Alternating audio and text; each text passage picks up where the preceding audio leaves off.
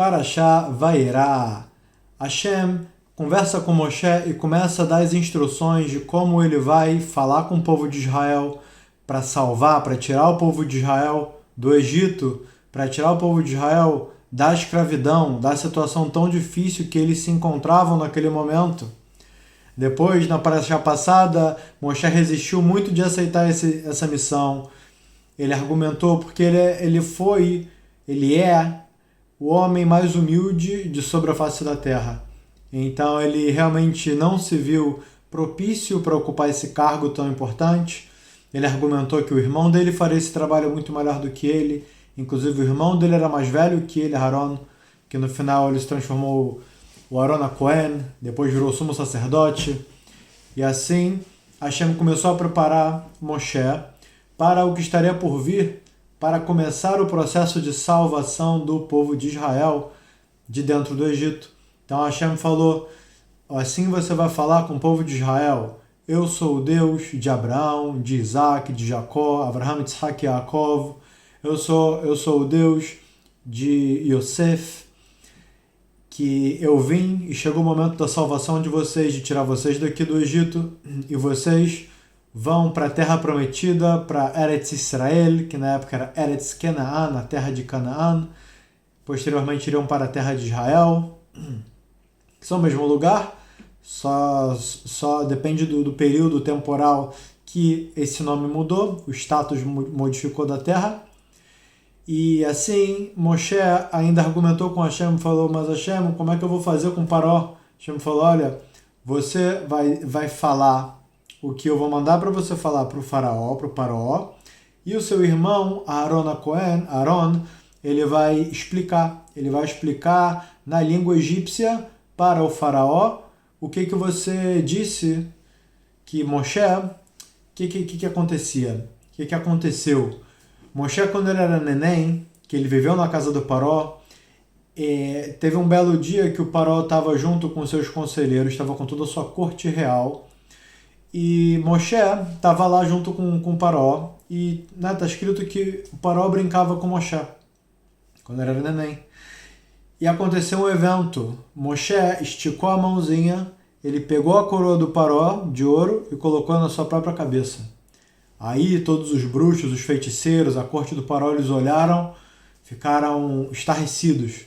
Falaram, uau, isso daí é um sinal e é uma grande chance de que esse neném seja o salvador dos judeus, porque ele pegou a coroa da sua cabeça, ele quer roubar o seu reinado. E aí aconteceu uma discussão ali naquele momento, um julgamento, será que ele vai fazer, será que ele fez isso de propósito, será que ele só pegou porque brilhava e ele era um neném? Então o neném, ele, pelo brilho, queria brincar com o objeto. A resposta real era que Moshe, sim, ele já tinha essa maúta, essa essência dele, e ele já queria automaticamente, sim, ele já agiu como ele nasceu para fazer, na sua missão, na sua tarefa de vida. Pegar a coroa, colocar em sua cabeça e resgatar o povo judeu do Egito. E aí teve um ministro que ele falou, aquele argumento, não, foi só uma brincadeira, vamos então fazer um teste. Vamos fazer um teste para não matar assim um neném sem antes provar que ele não pegou a coroa de propósito. E aí disseram, vamos fazer o seguinte, vamos trazer um pote com moedas de ouro e outro pote com carvão em brasa. E como os dois vão brilhar, a gente vai saber se ele pegar o ouro é porque a intenção dele era de pegar o reinado para si. Se ele pegar o carvão é porque está provado, Está provado que foi sem querer, que foi por brilhar, foi por... Não foi importante isso que ele fez, não está ligado à suspeita que foi gerada aqui. Então trouxeram os dois potes, e assim está no Midrash que Moshe, ele esticou a mão, ele estava no meio de esticar a mão para as moedas de ouro, e Hashem mandou o anjo Gabriel, e empurrou a mão dele, aí ele pegou a brasa, como a brasa estava muito quente, queimou a mão dele, ele rápido colocou a mão na boca, como o instinto de um neném, e assim ele queimou os lábios, ele queimou a língua, e a partir de então ele teve dificuldade para falar. Então, com essa dificuldade de fala, ele argumenta aqui com Hashem, falou: Hashem, se eu for falar com Paró, eu tenho dificuldade na minha fala, eu tenho lábios obstruídos. Tem várias traduções, né, para dificuldade na fala dele. Então eu tenho lábios obstruídos, como é que eu vou falar com Paró? Eu não vou conseguir, ele vai rir de mim. Eu vou ser uma piada para ele. Então Hashem falou: não precisa se preocupar, se acalma. Você fala Lashon HaKodesh, você fala direto em hebraico santo, sagrado. Na língua sagrada você vai falar. E Aaron, seu irmão, vai estar ali com você para passar a mensagem para o faraó em egípcio, na língua egípcia.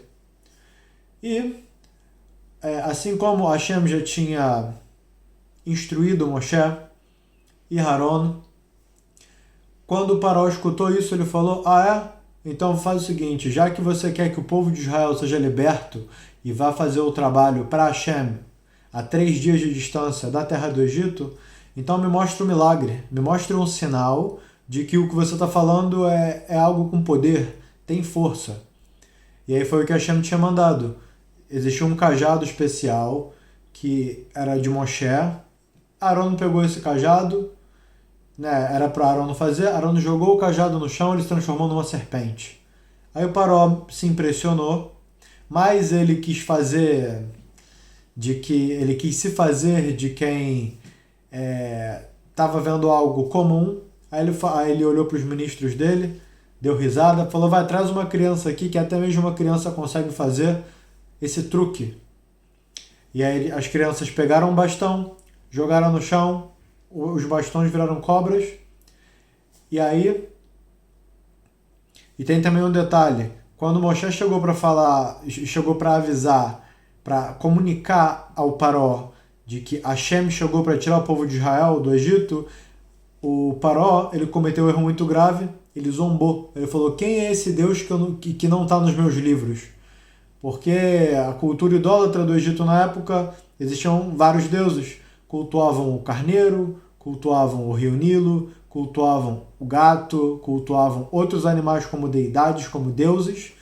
E dependendo da pretensão deles, do que eles queriam fazer, assim eles faziam um trabalho para alguma estátua, para alguma entidade, e assim eles obtinham o que eles estavam interessados em conseguir. Não é que a partir de um certo momento eles teriam que modificar a si mesmos, passar por dificuldades de não se irritar, de tomar cuidado com os sentimentos do outro, não debochar do outro, e etc., assim como a Torá exige, assim como a lei divina exige. E justo os idólatras, eles faziam o oposto. Eles queriam algo, eles queriam dinheiro, eles queriam um amor, ou cavalos, ou algum desejo realmente do coração deles. Então eles iam para aquela entidade, pagavam o valor que era necessário, ou às vezes, né, sacrifícios, coisas e tal, para conseguir o desejo deles. Então o Deus deles trabalha os desejos humanos, e não, justo que a Torá cobra da gente, que o desejo de Hashem, a gente tem que nos sacrificar para cumprir o desejo de Hashem. Não sacrificar para um ídolo para que o ídolo cumpra o nosso desejo. Isso já fica para a gente um entendimento muito claro entre idolatria e cumprir a vontade de um Deus único que deu a Torá para a gente. Então, continuando, quando os cajados viraram serpentes, aconteceu que quando as serpentes voltaram a virar cajado e voltar para a mão de seus donos, aconteceu que o cajado de Aaron, ele engoliu os outros cajados. As outras serpentes que viraram cajado, esse cajado ele desapareceu com os outros, ele comeu. Para mostrar para o Paró que ele falou assim como a serpente do Gan Eden, ela convenceu e persuadiu Havá a comer do fruto, assim também, da mesma maneira, o faraó estava agindo como uma serpente, falando: qual que é esse Deus que eu não conheço, que não está nos meus livros dos deuses? Mas ele foi punido por por essa gracinha, ele foi bastante punido, ele foi muito punido. Inclusive Hashem tinha avisado já a Moshe de que Paró iria ter o coração endurecido. Hashem iria endurecer o coração do Paró para que ele não libertasse o povo judeu. Por quê? Hashem queria que todos os egípcios pagassem por toda a crueldade que eles fizeram com o povo hebreu e para que Hashem demonstrasse o amor que tem pelo povo hebreu, pelo povo de Israel, por eles serem filhos de Abraão, Isaac e Jacó, por eles terem cuidado das principais leis que eram não se casar com não-judias dentro do Egito, era não colocar o nome dos filhos de egípcios, eles mantiveram os nomes judaicos, né, para a época, mantiveram os nomes da tradição judaica nos filhos. Eles na parte de não fazer idolatria, infelizmente eles acabaram que adotaram a cultura egípcia e como parte da cultura a idolatria estava presente. Então esse foi um dos furos, um dos problemas graves, sim, dos hebreus, que no final das contas eles foram escravizados, mas de qualquer jeito, para o que sim foi cumprido, para o que sim foi guardado e foram feitas as mitzvot que eles tinham na época, Hashem ficou muito feliz e demonstrava o seu amor pelos judeus, que eles tinham todo um diferencial quanto aos idólatras, sem sombra de dúvidas. E esse amor Hashem queria demonstrar, e com braço estendido e com mão forte, ele tirou o povo de Israel do Egito, e assim ele também castigou os egípcios. Então, por esse motivo, Hashem não permitiu que o faraó, ele cedesse e permitisse que o povo de Israel fosse libertado até antes da última 10ª praga. Na 10ª praga, aí ficou ok. Falou, bom, agora chegou o momento que o faraó vai libertar o povo de Israel.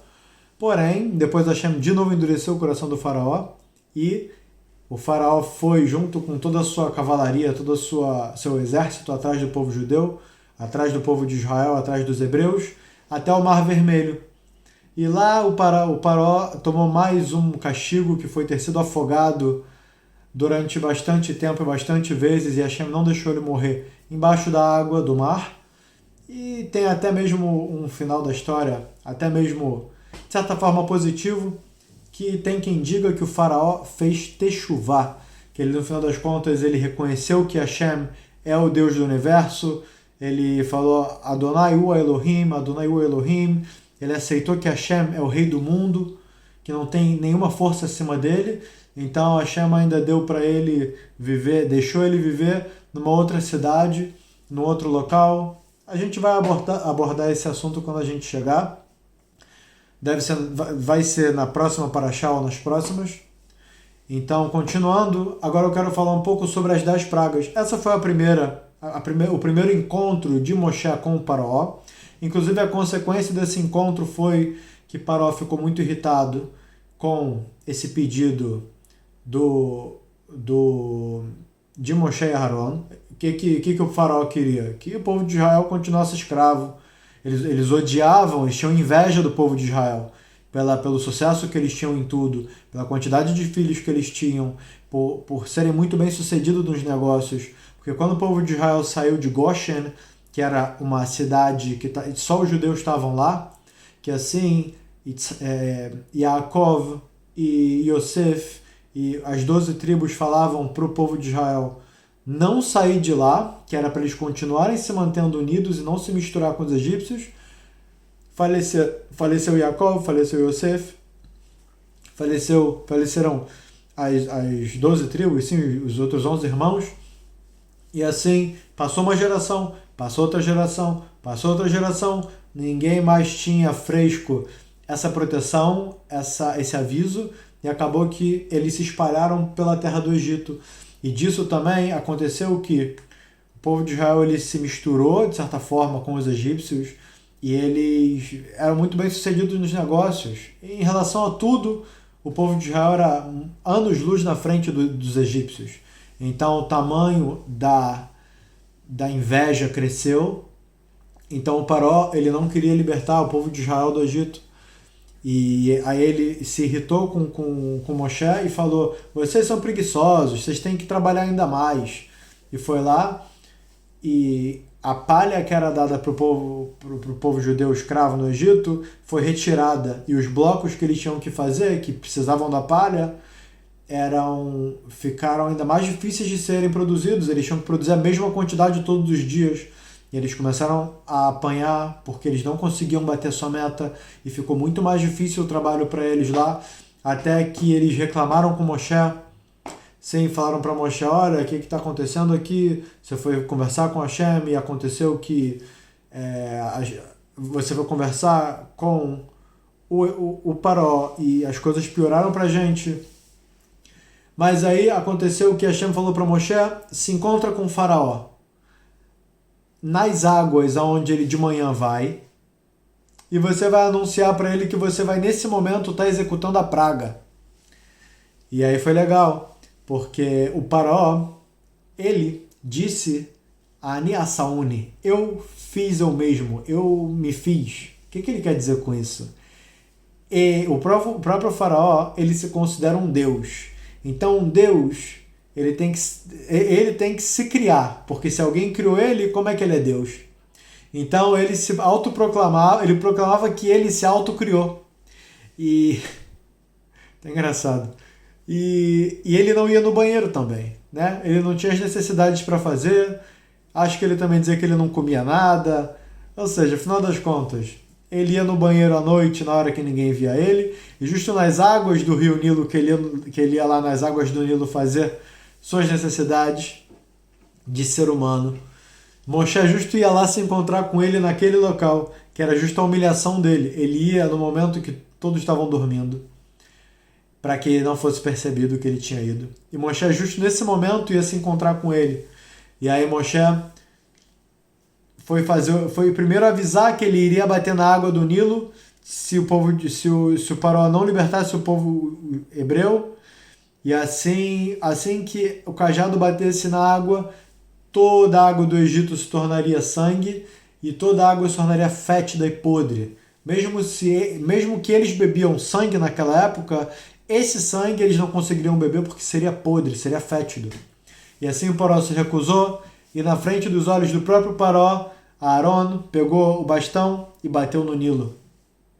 É interessante dizer por que Moshe não bateu no rio Nilo. E a resposta é que Moshe, ele devia a Karatatov, ele devia agradecimento às águas do rio Nilo, porque quando sua mãe Yoheved colocou ele na margem do rio Nilo, e depois acabou que o rio levou ele até Bátia, ele ficou preso entre os arbustos com a cestinha dele, no final das contas ele foi pego, ele foi salvo, ele não morreu no rio. Então por esse evento, por esse acontecimento, para ele seria errado bater na água, porque as águas do rio Nilo salvaram ele de certa forma, ou pelo menos não o mataram. Então assim também ele teve ele deveu de certa forma esse agradecimento com as águas do rio Nilo, e não bateu nas águas do rio Nilo para transformar em sangue. Assim também aconteceu com a praga dos sapos, que foi a segunda praga, que de novo quem bateu na água foi Aaron HaKohen, foi o irmão de Moshe. Ele bateu na água e saiu um sapo gigante e cuspiram vários sapinhos e começou a praga dos sapos. E a terceira praga foi a dos piolhos. Não sei aqui, nem foi a dos piolhos. As dos piolhos aconteceu o quê? Que, de novo, foi pego o cajado, bateu no chão, bateu no pó da terra e na areia, então toda a areia do Egito e todo o pó que existia no Egito se transformaram em piolhos. E aonde que Moshe deve agradecimento, de certa forma, ao pó, à areia. Antes dele fugir do Egito, aconteceu que teve um hebreu que ele estava sofrendo muito. Aconteceu que... é até difícil falar isso. Aconteceu que depois de um dia de trabalho duro, quando ele chegou na casa dele para dormir, aí entrou um egípcio na casa dele, expulsou ele de casa, se deitou com a mulher dele a noite toda, e ele ficou do lado de fora esperando. E aí quando esse egípcio saiu de lá, ele ainda perguntou: o que você está fazendo aqui fora? Por que você não está trabalhando? E começou a espancar esse judeu. E aí Moshe chegou e viu essa cena. E viu que o judeu estava sendo espancado até a morte. Aí ele... Aí está escrito Verakovacho, né? Moshe viu de direita para a esquerda e soltou um Shema Meforash, soltou o nome, pronunciou o nome de 42 letras e matou o egípcio ali. O egípcio caiu no chão morto, a areia cobriu ele e esse evento acabou ali. E aconteceu que, pelas areias do deserto, daquele momento, terem coberto o corpo do egípcio e assim feito com que Moshe não fosse descoberto daquilo que ele fez, então assim também Moshe, pelo seu nível de agradecimento, ele não poderia bater no pó da terra para transformar em piolho. Então Aaron fez esses milagres.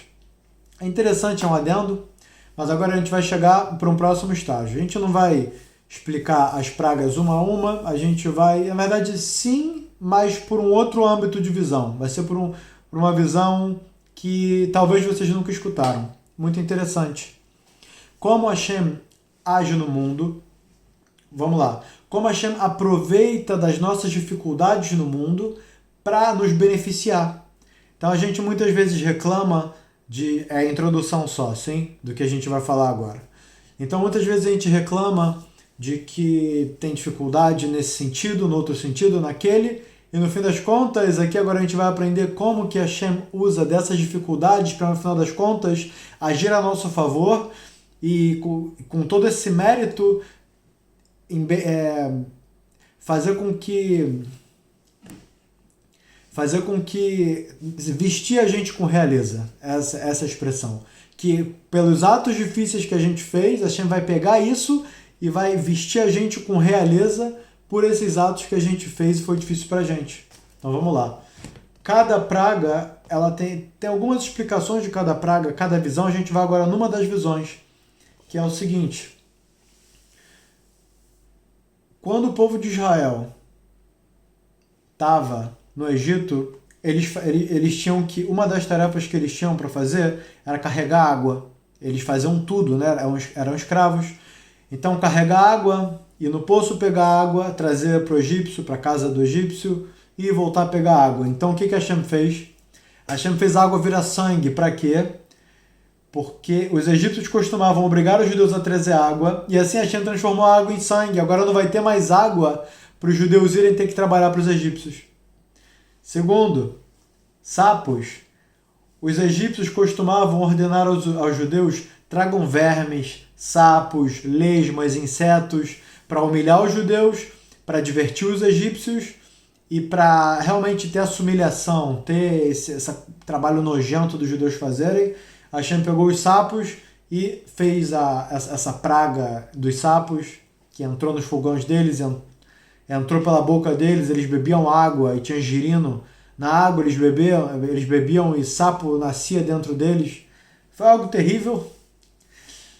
Então foi pela dificuldade, pelo trabalho duro dos judeus de terem ido catar essas porcarias para dar para os egípcios, Hashem usou isso para acabar com os egípcios.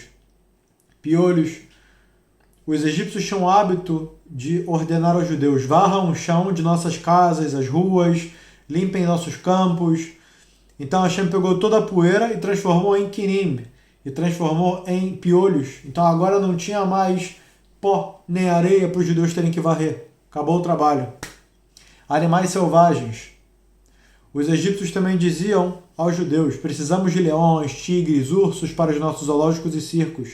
Caçem esses animais para nós. E era um pretexto, obviamente, era uma desculpa para que os judeus morressem. Eles fossem, né, fazer um trabalho super perigoso de pegar animais selvagens, que os judeus fossem mortos, Deus nos livre, e que, além disso, os judeus conseguiam trazer esses animais, iam para os zoológicos, iam para a casa do egípcio, para eles terem os animais selvagens e poderem se divertir, poderem fazer apresentações em festas, etc. Isso às custas da morte dos judeus, do sofrimento deles, eles não se importavam. A crueldade era o que tinha mais presente nos egípcios. Morte dos animais, que é dever. Os egípcios também forçavam os judeus a pastorear seus rebanhos e guiar seu gado, a fim de mandá-los para os campos distantes e deixá-los afastados de suas esposas e famílias. Então, dessa maneira, Hashem matou todos os animais dos egípcios, que não teria mais como eles pedirem para os judeus pastorearem seus animais. Tirar o trabalho dos judeus. Morte dos animais, falamos, furúnculos. Outra ideia maldosa dos egípcios era ordenar os judeus nas casas de banho. Estavam na casa de banho, se tivesse muito calor, eles pediam para esfriar a água. E o judeu tinha que dar o jeito dele de esfriar a água. Tivesse muito quente, tivesse muito frio, pedia para os judeus esquentarem a água, acender fogueira, etc., trabalhar para trazer água quente e fria.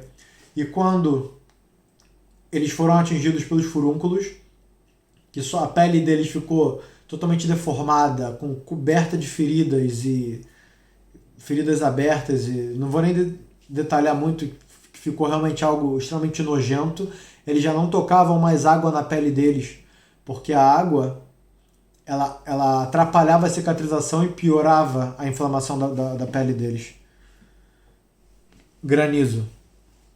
Barada. Outra maldade dos egípcios era que eles costumavam ordenar aos judeus para plantarem jardim, pomar. Então, quando chegou esses meteoros de gelo que dentro tinha fogo, destruiu todos os pomares e jardins dos egípcios. Dessa forma, eles não tinham mais como pedir para os judeus: venham, plantem, trabalhem nosso solo, etc. Gafanhotos. Os egípcios também pediam para os judeus: plantem para nós grãos, feijões, ervilhas. E aí os gafanhotos fizeram o trabalho de comer tudo e não deixar absolutamente nada, e não tinha mais como os judeus trabalharem nesse ramo da agricultura. Escuridão. Rocher. Frequentemente, os egípcios ordenavam os judeus a carregar velas, tochas para eles nas ruas. Também prendiam os judeus dentro de celas escuras. Então assim Hashem fez a escuridão pesada sobre eles. A escuridão não só que era tudo escuro só para os egípcios, os judeus conseguiam ver sem nenhum problema, conseguiam continuar vendo com a luz do dia. Já os egípcios, além deles não conseguirem enxergar nada, era um tipo de escuridão que ela era extremamente pesada sobre os egípcios, então eles ficaram paralisados. Eles não conseguiam se mexer pelo peso da pressão que estava sendo exercida sobre eles. Eles ficaram aprisionados e na escuridão. Então os judeus não precisavam mais carregar tochas nem velas, e também foi medá keneged medá, foi também medida por medida, porque eles prenderam os judeus em celas escuras, agora eles estavam presos em celas escuras. Morte dos primogênitos. Assim como o povo de Israel ele é considerado o Behor, o primogênito de todos os povos, todos os 70 povos que tem no mundo, o povo judeu tem 71 povos, o povo judeu é um deles e é considerado o Behor. Todos são filhos de Deus, só que o Behor, o primogênito, é o povo de Israel.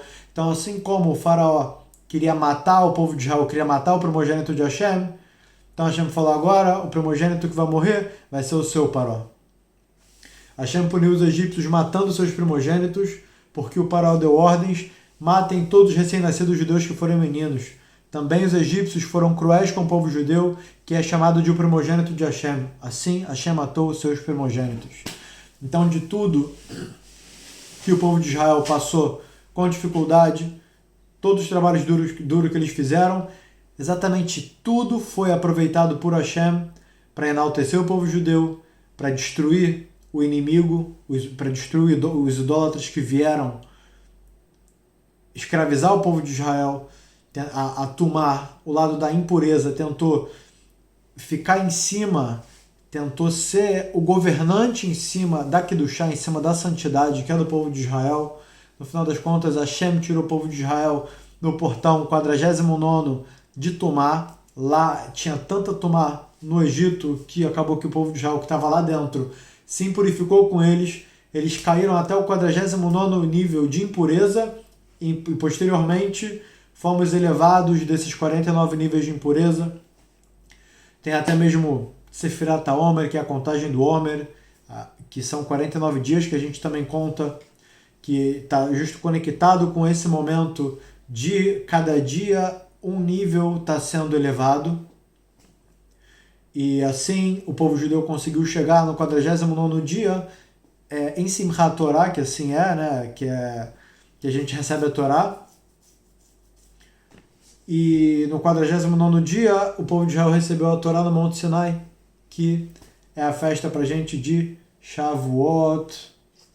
E com isso a gente encerra o nosso segmento de estudo dentro da Parashá. Tudo que a gente falou aqui, obviamente, é só um segmento, é só um pedacinho.